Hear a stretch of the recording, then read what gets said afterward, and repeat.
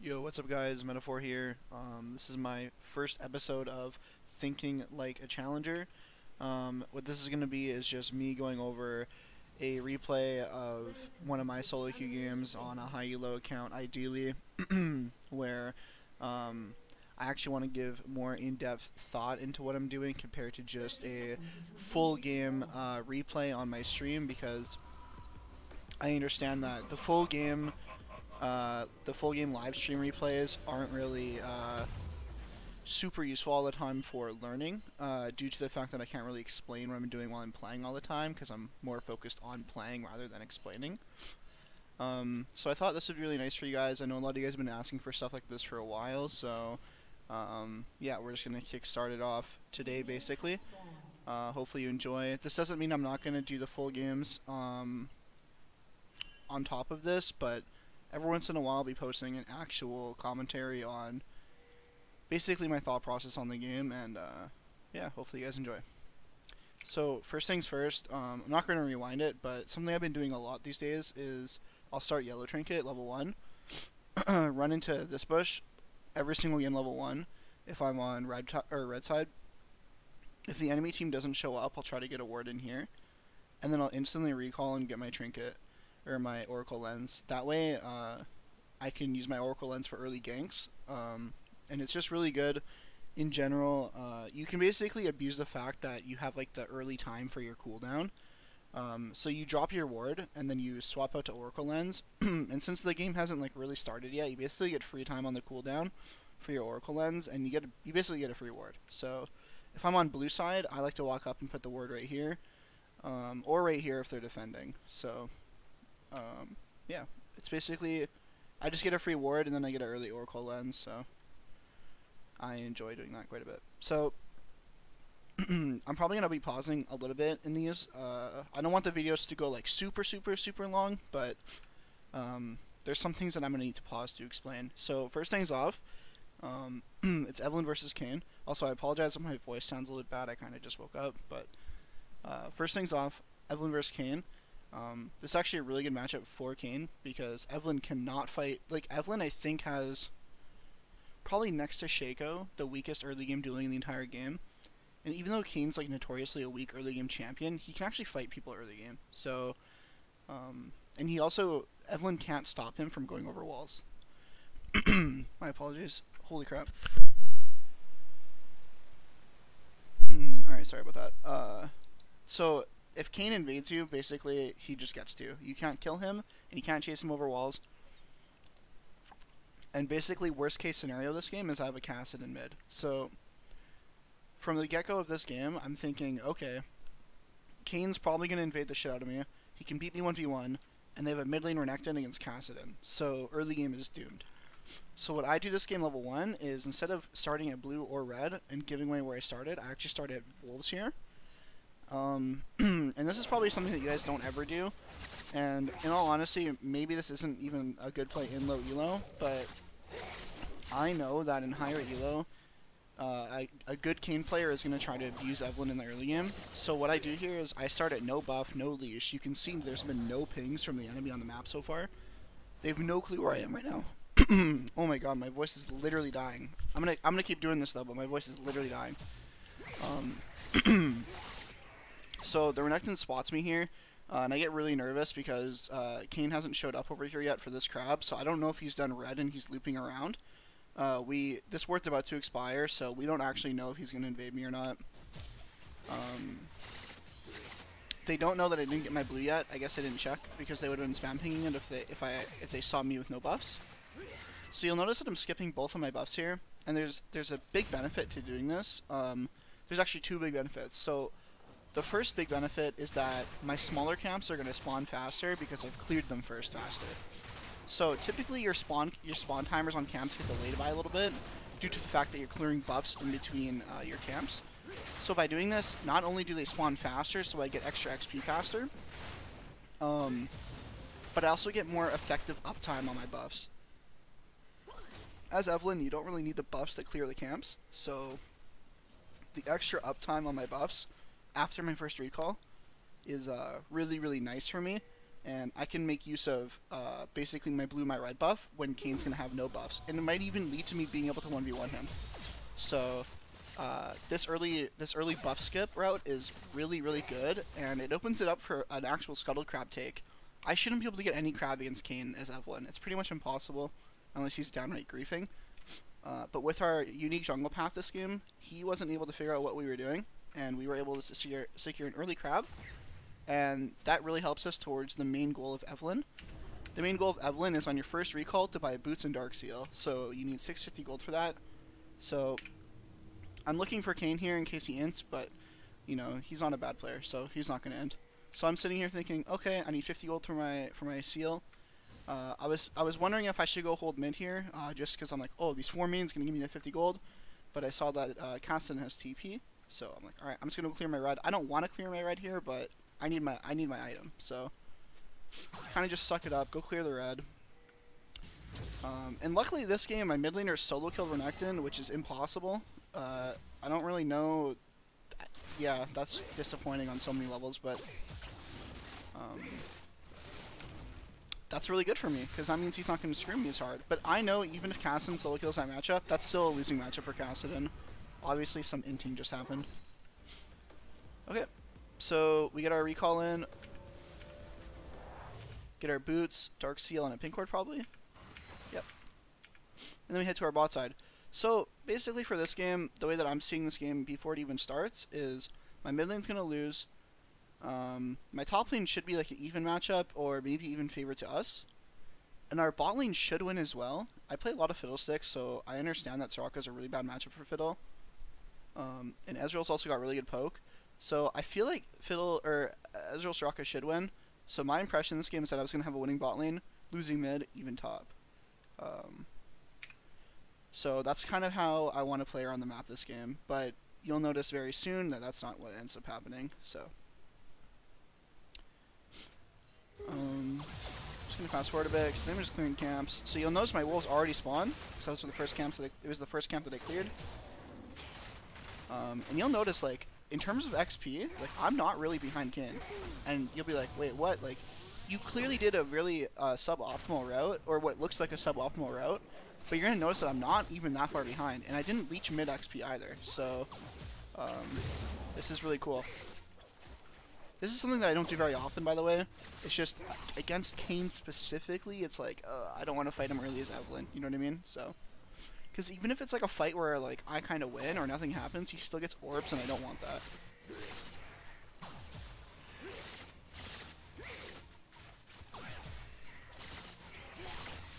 Okay.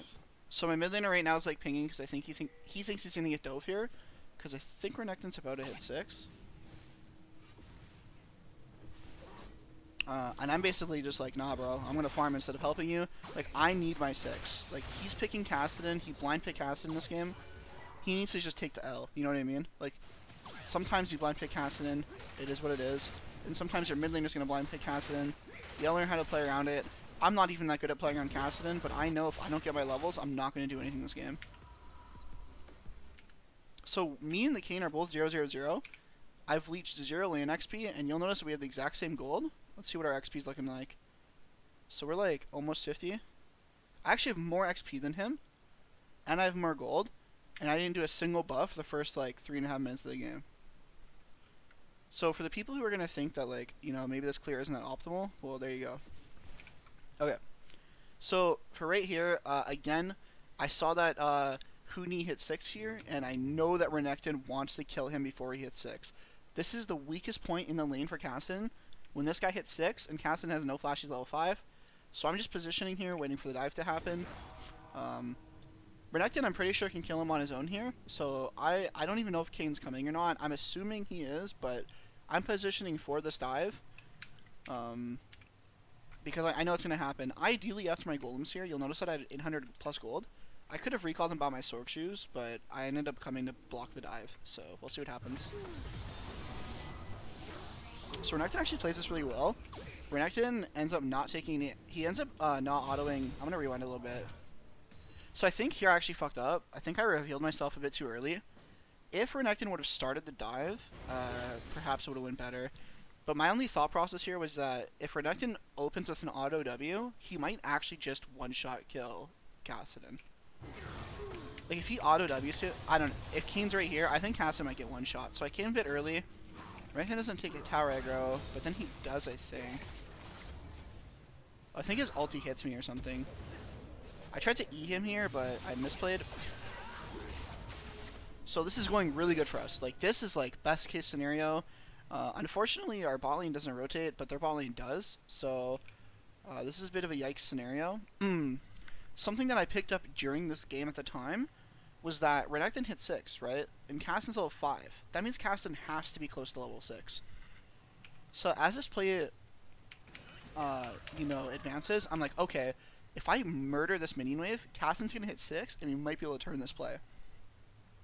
I know that they're going to overcommit to this play because they see that Kassadin's level 5, and they've probably committed that he doesn't have flash. So in my head, I'm thinking, if I can nuke this wave real quick, Kassadin can hit 6 and murder everyone right here. So that's exactly what I try to do. He hit 6.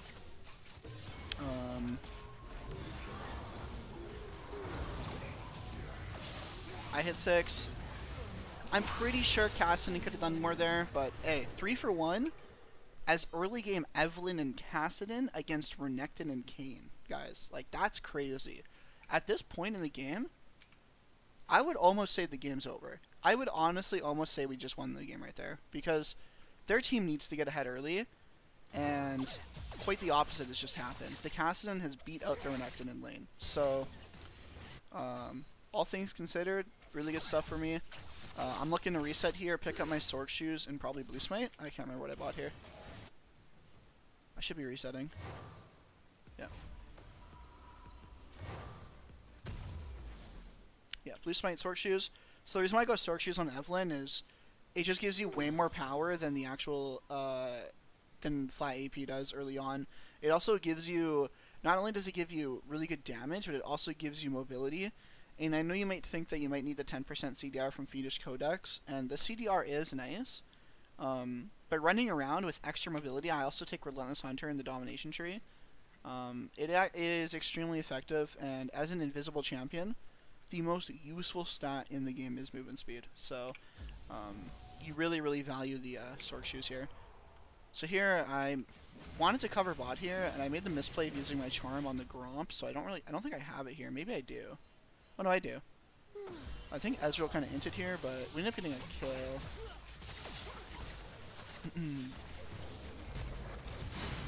Oh, Jesus. Yeah, so we killed this guy. I believe we have to shove the wave in. So this is all good for us. Like, we have to shove the wave in here, because it's going to slow push back out to Ezreal. So, or it's going to slow push back out to them, or to us. Or wait, I'm so sorry. It's going to push to them, and it's going to probably freeze right here, so I just opt into shoving in the wave. This is really good for me. As a solo queue player and someone who really believes in his ability to carry the game, if my teammate dies and I get a kill for it, I win. Like, I take that. That's a dub for me. I don't mind when my teammates basically get behind for my success in a game where I'm playing a champ that I'm super comfortable on, and I know I can carry. There's even instances where, like, I'll take 1-for-1s where, like I'm happy with 1-for-1s if I'm playing Kha'Zix, because I know I can do more with the gold than the other guy. That's basically how I see a lot of these games. Right here I'm looking for a mid play. Kassadin's low on mana. Renekton could suspect that we and Straka are coming up river. One, because this could be warded, or like Dragon can be warded. Straka isn't an invisible champion, and she basically followed the same route that I did. We also just killed bot wave and then made the movement that we were going up, so it's very obvious that we went into top river. So even though Renekton shouldn't jump in here, I'm still looking for it here. I believe at this time I was thinking of going to my red here, because Kane just saw me go bot, meaning he thinks I won't be topside, so he might have a window to take my red buff. So my thought process was I was going to cut through mid. If Renekton goes in, good for me. If he doesn't go in for the Kassadin, then I get to go to my red and defend it, good for me. So, win-win for me if I go through mid here. I kind of hope Straka was with me here, because Renekton was obviously, in my head, if Kassadin walked up with no mana, Renekton's going to jump in. Straka's kind of just chilling, getting some vision down, I guess. So, this play dissolves into nothing. I reveal where I am on the map, which dissuades Kane from invading me. I don't think he comes for me. Yeah, doesn't really look like it, so... Oh well, missed opportunity there, I think, but you know what, that's alright.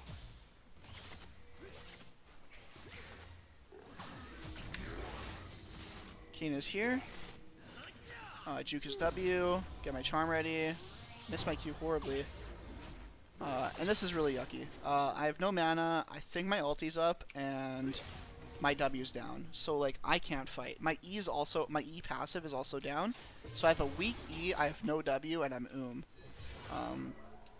Kassadin hits this thing, so it resets, which I was kind of pissed off at in game, but what are you gonna do? Renekton comes through mid, I'm like, oh man, this is a bad spot to be in.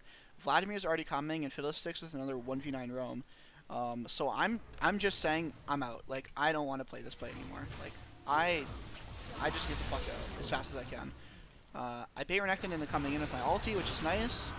I end up getting out over the wall with my ulti. Sneak the smite, which is really lucky that they just AoE'd it down. And this play, just in general, went a lot better than it should have went. We're just going to watch it again real quick. So I realize I'm cornered here.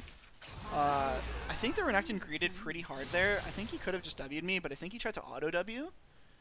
I'm not sure, though. But I think the Renekton really fucked up there. I don't think I should have been able to get my ulti off, but he did. Got the smite off on the red. I'm trying to chase these guys at this point. I know I just said I want to back off, but now we have the numbers advantage. I think he flashes out. Oh no, he gets pulled in. Cool. So I'm sitting on a decent amount of gold. I have 1,060 gold, so, and even though I'm low on mana, and I have 1,000 gold, I think I'm like 500 gold away from my jungle item right now. I think it's 1,500 gold without the codex. So in my head, I'm thinking if I recall right now, I'm gonna buy my codex, but then I'm gonna have to recall soon anyway to buy my jungle item. So in this weird scenario that I'm in right now, I'm just gonna opt into clearing my camps, I believe, and I'm going to just buy my. I'm gonna try to just buy my jungle item. Looks like we find Fiddlesticks here. Get nothing out of it. I actually don't remember what happens here. That just ends. This is the best case scenario for me here. I just want to get out. I think we're overcommitting to this play big time. So I'm okay with getting out. Renekton over chases. My Q just dissolves. So at this point, I just want to shove the wave in and recall and get my jungle item, because I don't want to be on the map with this much gold and this much power. Like, I'm sitting on a fat power spike right now. I have 8 Dark Steel stacks and I have enough gold for my jungle item. I'm just trying to get out of here. So what I do here is I half shove the wave, and I know right now that Renekton has ult coming up because he didn't ult last fight. I remember like just thinking that he didn't ult last fight. And Kassadin's low on mana here. So instead of full shoving the wave, I give Renekton the illusion, knowing that he wants to stay for this wave and knowing that he has his ultimate, I give Renekton the illusion that I'm walking away. I sweep the bush to make sure he doesn't see me go back into my camo. And then I come back in, knowing he's going to ulti onto the Kassadin here. So I just wait for it. Really simple. Kassadin, that's an awesome bait by Kassadin. Awesome bait by Kassadin. Draws tower aggro. Renekton shows up. Really, really well played by me. So, with the way Electrocute works, I actually could have killed Fiddlesticks here. I trolled Kassadin pretty hard. Then again, he does have Stopwatch, so perhaps it wouldn't work anyway, and I would just die to Kane. But you'll see what I did here. To proc my Electrocute, I mark him with W, which counts as one instance of Electrocute. I smite him and hit him with 1 Q. Simple.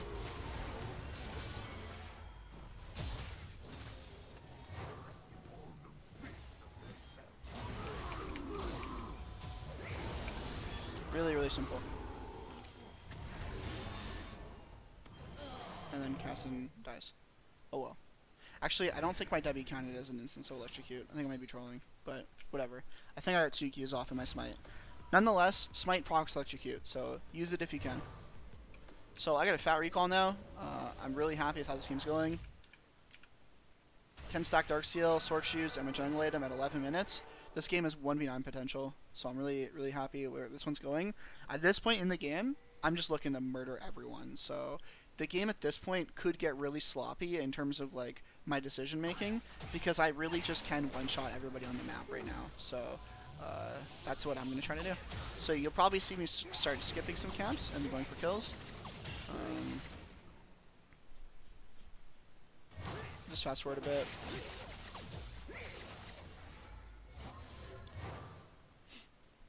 So I know Renekton, Huni in general is just really aggro player, so I'm assuming that he's going to go on cast in here. He doesn't really do that. I just basically solo kill him. Like, I'm just ridiculously ahead at this point. So I just go mid, get a free kill. Even if he, like, I was expecting him to maybe fight Cassid in there, but I just said fuck it, I don't have the time for this. I just went on him basically, so pretty free kill for me. The reason why I went under tower here and didn't ult is because I didn't want to ult, but I ended up having to. And I skipped this camp here because I see my top lane fighting really hard, and I know there's a chance for me to get a kill here. Soraka misses her ultimate, letting Urgot die, which sucks, but it is what it is. Jukes my Q. Like, people really, I always see people complaining about Evelynn. They always like, it's so lame how if you miss your first Q you can charm people, but people don't understand just how little damage Evelynn does if she misses her first Q. It's actually quite ridiculous. This guy actually almost gets away. I end up having a flash.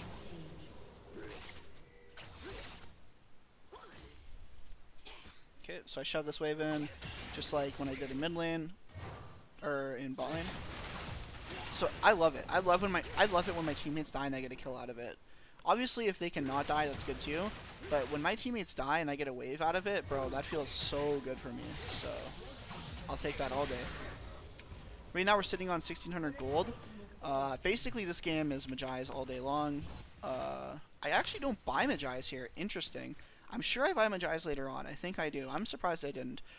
I think my thought process was at 1,600 gold. Even though I have enough gold for Magi's, I also have perfect gold for Oblivion Orb. And this gives me my double pen, which is really important. And the issue with buying the Magi's instead of the Oblivion Orb here is that I would have 600 gold left over for basically just an Amp Tome, which I wouldn't have been that happy with. Whereas Oblivion Orb as a standalone item is actually insanely strong. The flat pen is nice, the AP is nice, everything on it's just really, really good for me. So I'm assuming that's why I skipped out on it here. Again, I'm just looking for more plays. I cut through mid here. I see them attempting to move into river. Their bot lane actually one lane super hard this game, so I don't think they understand just how hard they're about to get fucked. Basically, like, this is like a big issue in like solo queue in general, and I'm sure you guys have experienced this on your own. Is like, say you're playing Kha'Zix and you're just God mode, right? And you have like 15 kills, you'll notice that your team starts playing confidently as if they have those kills, but like, bro, you don't have those kills. Like, you don't have like the right to be playing aggressive, you know what I mean? It's like, this bot lane, like, they're strong here, but they don't understand the rest of their map is losing, bro. You can't walk up like this. You just can't. So people, you really gotta, when you're playing solo queue, you really have to have awareness on how the map is being played out, whether you're strong relatively to the person you're laning against, or the map itself, or your teammates in general. You really have to understand, because these guys are way in over their head, and they're about to get messed up real hard. So I procced the charm on the Fiddlesticks there, and then I just went for the Jinx, because I know if I proc that charm, he's going to die all day long. I don't need the kill that bad. And then I go on the Jinx, she fails her flash, S keys because it's mad as hell. I don't end up having an ult here. This is awesome for me. That's basically the game right there, in my opinion. When Jinx fails her flash over that wall, he's probably having a mental breakdown in team chat right now. Who knows? But yep, that was really good. People just don't respect like how strong their enemies are when they win lane, basically. Like, yeah, their bot lane is strong. They do have control over bot lane, but they don't have control over the 5-0 Evelynn. So better back up. So even though I'm fed as hell, I'm not playing any games. This guy's going lethality or Renekton. Now I'm not sure if he can one-shot me or not, but I'm not taking the risk nonetheless. So I mark my charm on him. He has a pink ward in there. I drop my pink because if I put this pink ward down, unless he flash W's me, which won't really kill me because he doesn't have enough fury, there's pretty much no way for him to screw me up here. So I just wait for my charm to proc after putting my pink down, and just mess him up pretty good. Oh, it's so juicy. King basically walks into me. Slap him one time for the assist. So right now, I'm sitting at a more comfortable amount of gold to buy Magi's. So Dragon gives me 100 gold. I'm assuming I just recall here and buy it. Because I wouldn't... The way that you want to do your recalls, and I talk about this a lot in my coaching episodes, what does that sound? Is you don't always want... Like, right now I have enough gold for my Magi's, so even if I go to clear my camps right now, I'm not really going to get anything out of it. So yeah, so nice, I recalled. Okay, good. Good for me for listening to myself. I was probably looking at my options to buy as I was walking into my jungle, and I'm like, 1,050 gold for my Magi's? Yeah, let's go for it. Because basically the thought process here is, if I sit here and I farm these two camps, I don't get anything on my next recall, and I'm just going to stall my time out on, or I'll be basically on the map too long. You'll notice that Vladimir, Renekton, and Kane are already coming back on the map. If I would be farming these camps right now, I would still have to recall. Meaning these guys are already on the map. They could look for Herald, they could look for a top play, they could look for a mid play. Look, they're even pinging for it right now. They're pinging for a top play right now. And if I was farming, I would be on my wolves right now. But since I already recalled, I'm already back on the map and I'm ready to get something done.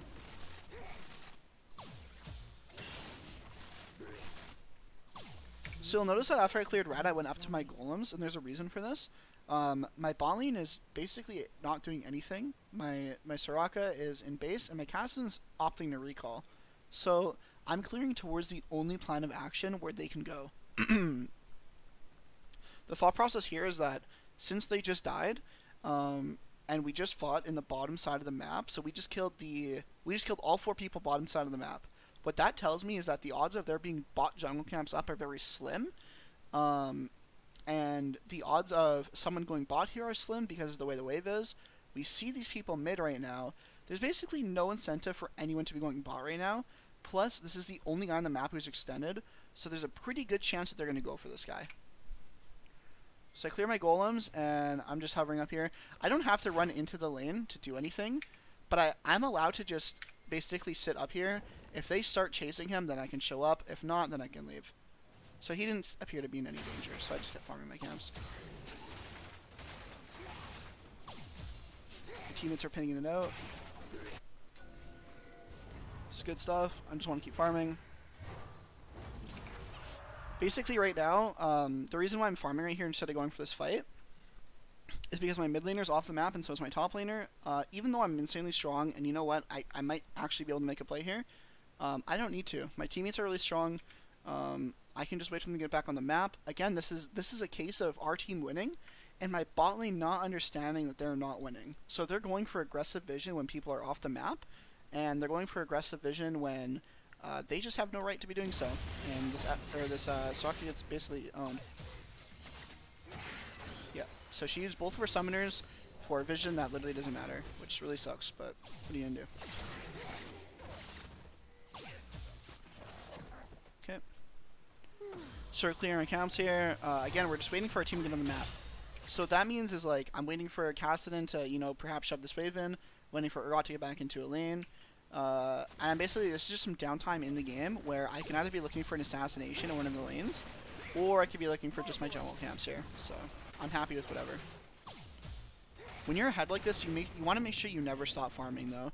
Like, it's okay to skip camps to go for aggressive plays, but you'll notice in this game right now, like, not only do I have 12 KP out of 19, but I also have nearly the most farm in the entire game, which is pretty insane as a jungler at 16 minutes into the game with this much KP.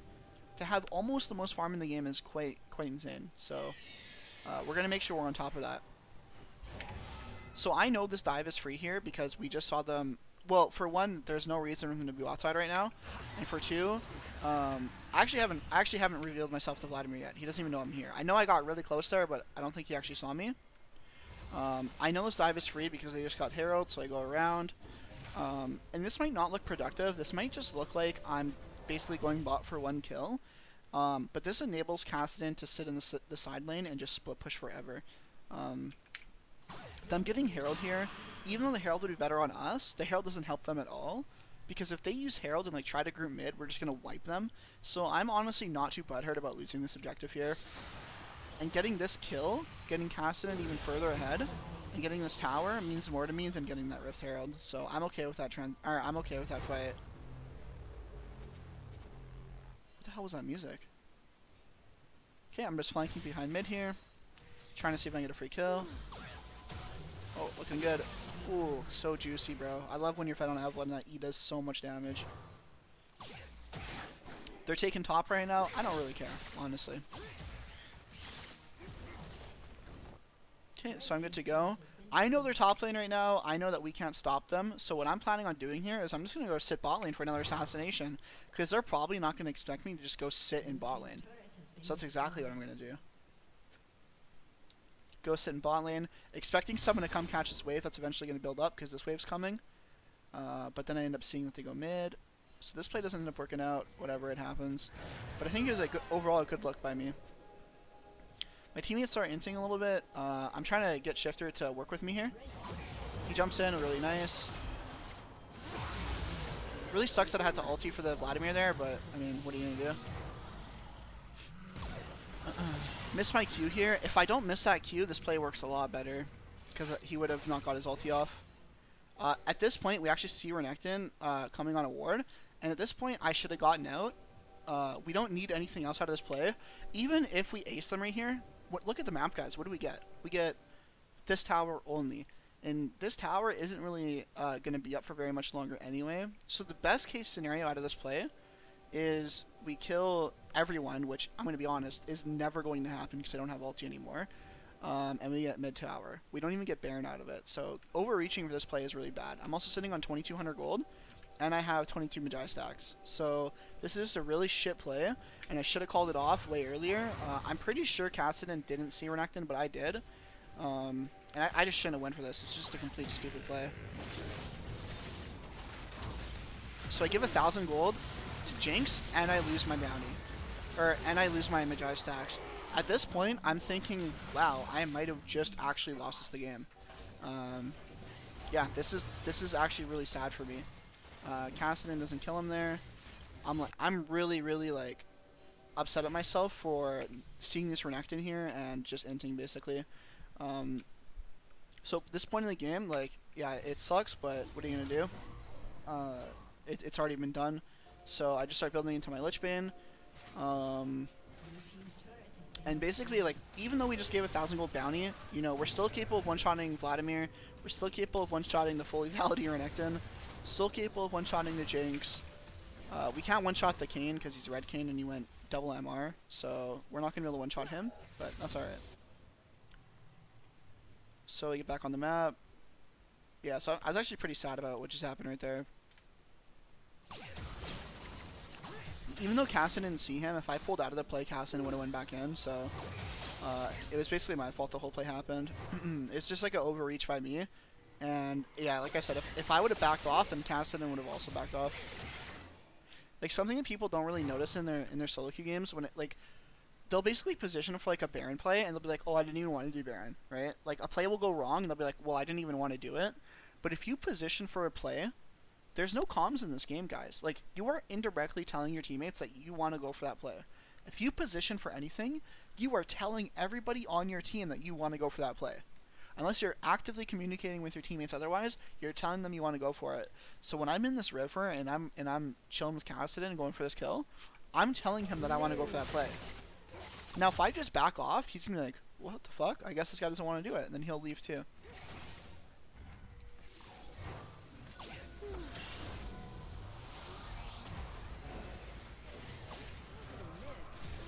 Kayn starts inting. Get my Magi stacks back.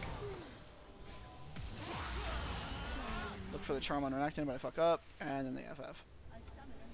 So, yeah. Pretty good game overall. We had really good jungle pathing early to screw the Kayn over. Had some good micro plays in the early game to allow us to get ahead in the game. Honestly, if Kassadin didn't get ahead of Renekton early, this game would have been a lot harder, but thankfully Huni ran it down. And overall, this is a really good game. We had a bot lane who got legit destroyed. We capitalized off our teammates' mistakes by taking their minions when they were dead. And yeah, overall, I think this is a really good game. This is a game that isn't supposed to be won in the early game, and we made them FF at 20. So, yeah.